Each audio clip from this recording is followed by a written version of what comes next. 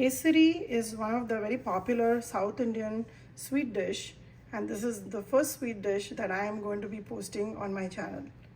So let's see how to make a simple kesari with a cashew nut garnish. 1 cup of suji, the suji rava, semolina. This is 2 cups of sugar. I have mixed brown sugar and white sugar together, so I get a nice texture. This is the way I like it. This is 4 cups of liquid. So there's 1 cup of milk and 3 cups of water. I've mixed and kept it together. I have 1/4 teaspoon of cardamom seeds. If you don't have these, you can always use about 3 cardamoms. Some saffron. I have ghee. I'm going to use about half a cup of ghee and about 2 to 3 tablespoons of peanut oil. You can use any light oil, and oil is added only to keep the consistency nice and loose and creamy, because if you use all in all ghee, of course you'll have the flavor, but at some point it'll start becoming thick, especially when we live in all air conditioned environment. The texture of the shira will not come. So that's the reason we add oil, and this is how the restaurants keep it nice and creamy. First we will go ahead and roast the suji with ghee and then continue to the process. The kadai here is getting heated up. So I'm going to go ahead and roast the suji in oil. So here I'm adding about 3 tablespoons of oil right now. And even you don't have to wait for it to get heated up. You can just go ahead and add your suji and start roasting it.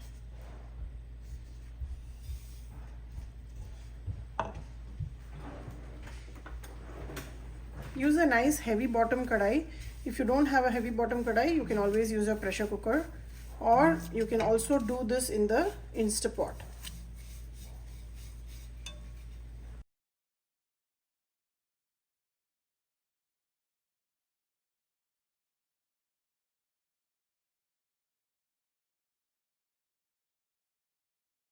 Once you see that the rava is nicely absorbed the oil and it's becoming a little light brown, sort of a sand texture, this is the time for you to lower your gas flame and add all the liquid that we have mixed, the milk and water.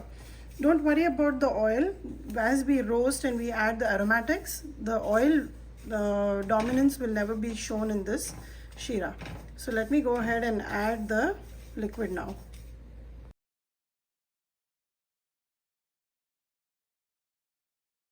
While the suji is absorbing all the liquid, make sure you cover it. If you don't want to just stand and keep mixing it, just cover it. And while that absorbs all the liquid, just powder up all the cardamom along with the saffron. Now, because you've added the oil while you roasted, this suji will never have lumps in it. That is the beauty of how the restaurants have it, really in a creamy texture. See, I've closed and left it, but it still did not lump up. I've just added the saffron so that the color can infuse with the milk and water into suji. You can always add less or more according to your taste. If you don't have, it's totally an optional aromatics which you can avoid. But since I have here, and it's nice once in a while, so go ahead and add some generous amount of saffron. So if you notice now, it's absorbing most of the liquid. I'm going to again cover and let it absorb even more till it becomes like a dough. And don't worry, it will not clump up.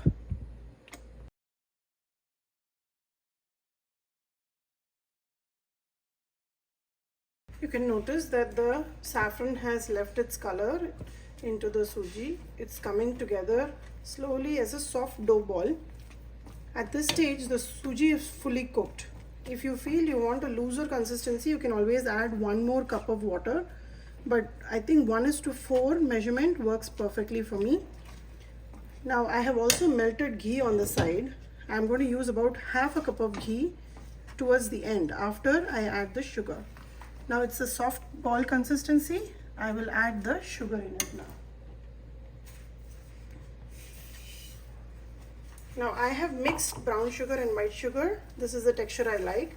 You can do either all brown sugar or all white sugar. The choice is totally up to you. After you add sugar, keep mixing it. It'll become really loose and watery, so let it be, so the suji can start absorbing the sweetness from the sugar. Because you've added oil, it will never clump up. This is one trick that I figured out after eating at a restaurant. Went ahead and asked them, and this is what they said.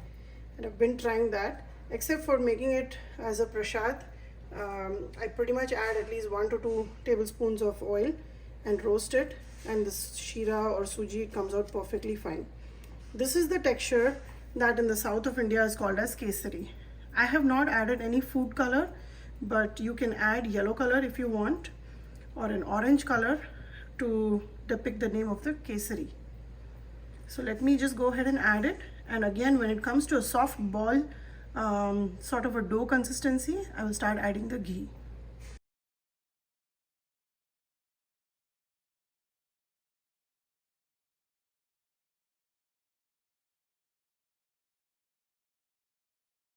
So you must be wondering how the shira started becoming orange. So my son came down and he said, kesari looks orange, shira looks brown.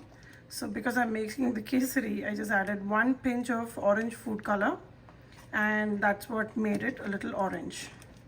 So I don't want to spoil their memory picture about each dish, so I'm just keeping it the same. So I'm just continuing to mix it, and if you realize it is coming to a little bit of a dough consistency. This is technically done, and once I start adding the ghee, it will be fully done. And as it cools down, it will be in a nice soft consistency, which is the kind shira is served in all the weddings and in the restaurants. And once I add the ghee, it will also start giving that instant glaze. So this is the consistency you need to start adding ghee. It should just fall down like batches, not like a ribbon. If it's in a ribbon consistency, it still has a lot of water in it. So when it drops like this, start adding the ghee. So I'm going to measure out about half a cup of ghee and mix it in. You can measure it, but I know that this is about half a cup. So mix it well. You can see that the ghee is instantly separated and it will not be absorbed by the kesari. So just mix it so. Keep about 1 tablespoon of ghee just to roast the cashew nuts and garnish on top. In our house, the kids don't eat dry fruits if it's roasted and added to the shira. So I don't usually add. I just pretty much finish it after adding cardamom powder. But when I take it for a party, I'll always top it up with roasted cashew nuts and raisins in ghee. So the ghee is fully absorbed. I'm going to add the cardamom powder and turn off the gas. Your shira is ready. Now don't cover the shira instantly, because the water droplets, as it evaporates, it will start falling back in it and will spoil the texture of the shira. So just mix it and remove it from the gas stove and just keep it open and let it come down to a little bit of a warmer temperature. I'm just warming up about a tablespoon of ghee to roast the cashew nuts.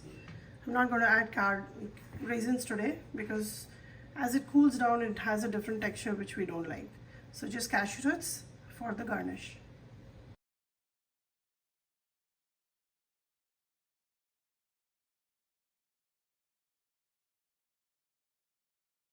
Here is a small cup of kesari, a South Indian version of shira. It's very creamy in texture, and the taste of peanut oil will not even come. You will never know that there was peanut oil added while preparation. It will give a very silky consistency, and it will stay in this state till you put it in the fridge. And this is one of my younger one's favorite sweet dish, and when I prepare this, he definitely cannot be stopped from eating it. You don't have to convince him to come and try an Indian sweet. He will definitely be there to try it.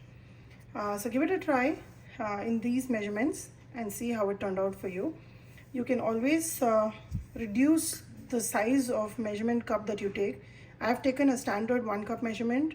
You can take it to a half cup measurement and accordingly keep all the other items to the proportions I've mentioned. So give it a try and let me know how it turned out for you.